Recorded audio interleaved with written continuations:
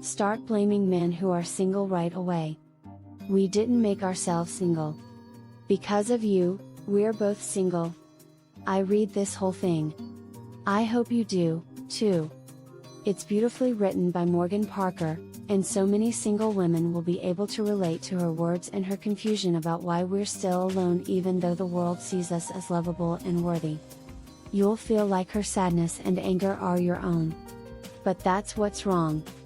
Not at all. This shouldn't make thousands of people feel the same way, and love shouldn't seem so far away to so many. It's just love. I have single, cis-het female friends in droves. I send podcasts to a whole group of them. I've read essays like Parker's that are thoughtful and important, and today was the first day I decided I never want to read another one written by a woman. We've been saying this, talking about it, and being frustrated by it for our whole lives as adults. But we don't have anything to do with it. There's a reason why you don't hear much from cis-het men about how hard it is to be single today and how hard it is to date online. There's a reason why the sad single character in a movie or TV show is always a woman. They don't talk about the problems with the way people date because, from their point of view, the way people date now is perfect.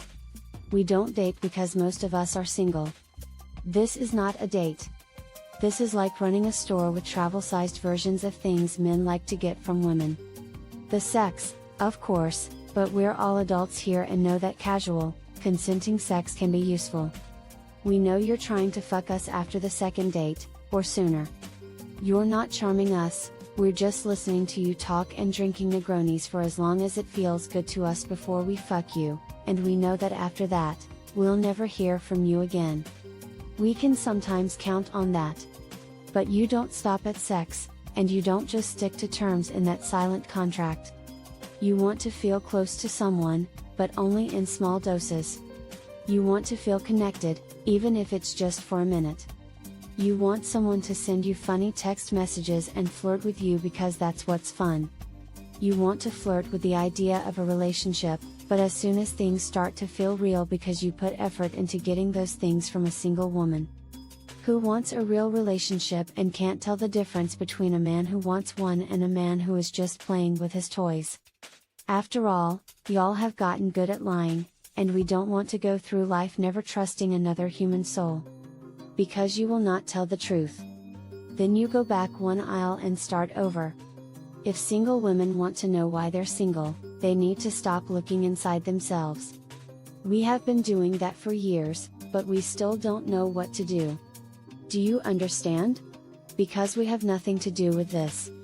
Stop focusing on what you don't know and stop rubbing your hands together in frustration. If you've been asking why am I single? For 10 years and haven't found an answer, honey, the answer is not you. There aren't many single men here. They don't exist.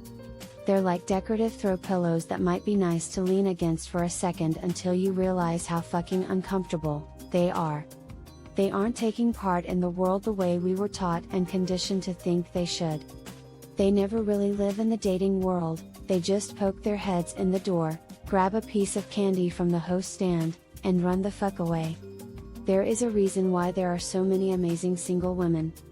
It's because the same number of really great single men just don't try. Because of this, a whole generation of people can't connect. Because of the spell of non-committal consumption, one half of what should connect has its magnet turned the wrong way. Single women became fully formed people with careers, well-furnished homes, interests, and skills. While single men learned they could keep getting laid and venting about work crap to attractive women one at a time without ever having to put in real relationship work or commitment with any of them. They live at the starting line, and they can keep doing that because there are so many women out here who are willing to risk their hearts for the future they want. Because maybe one of these men will be real one day. This must work in the end, right? Single men use the hope that single women have for the future to get what they want. Fuck these men right down to the ground. We made a system for single men that uses and helps single women. And none of you will listen to me when I tell you to delete your dating apps. If we keep taking part, they will keep using the benefits. Single men aren't going to wake up one day and decide that the work of a relationship sounds like a better idea than living in a perpetual state from the very beginning of one. I am fucking promise you. I don't judge single women who take part because I did it myself for 10 years.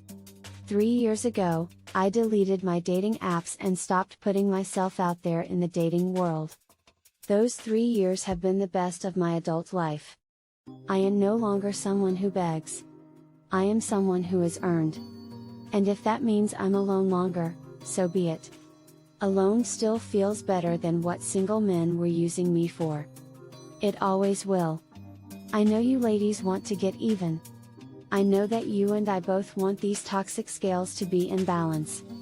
I think things will even out soon.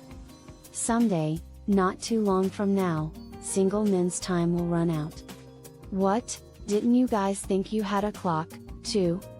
You will get older, and you don't have enough money to get women to ignore that. Soon, 27-year-old women will no longer find you physically attractive.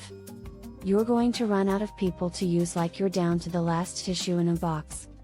The only old men who can date 27-year-olds have a lot of money, actor money, mogul money. And at some point, you'll realize that most of us don't have date bait money. Instead, most of us are normal people with normal jobs and incomes. Our regular incomes are totally fine and great. But they won't catch you, pussy. Not at 48, babe. And 48's on the way. I don't worry at all about how old single women get. Have you seen how well we're doing? Have you seen how our homes and vacations and dinner parties look?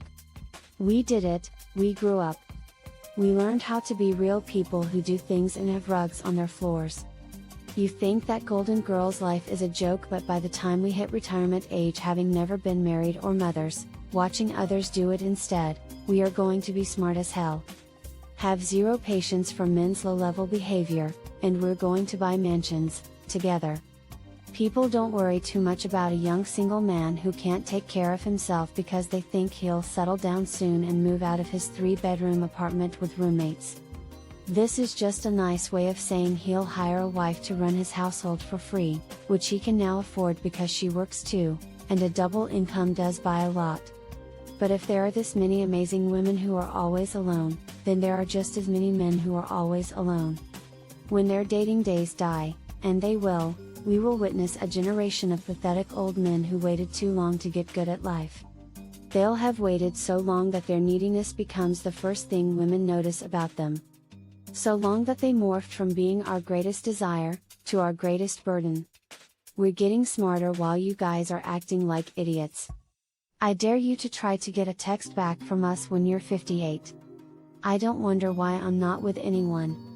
I thought deeply, worked on my growth, went to therapy, meditated, and took care of myself. I've done all these things for years.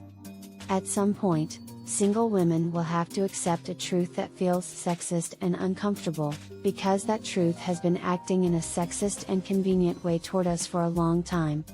It's not us, it's them. That is allowed to be true. You are not the reason you are single, and you don't have to constantly try to improve yourself to find a partner. They don't want to work with you, and you are already better. We got up, and now it's their turn. You're wondering, what if they don't? What if I'm a great catch my whole life, but no man ever takes the time to notice? Don't try to scare me with a good time. I've seen how married women live. I've seen the work they do and the work their husbands don't do but still benefit from. I've seen how before marriage, women think they're so lucky to have found someone, and how from the day of the wedding until divorce or death, they hate themselves for letting themselves be so fucked over. Do you know how many newly divorced women have come out of the matrix and gone through their eat, pray, love phase? A lot. For single women, the question isn't why am I single?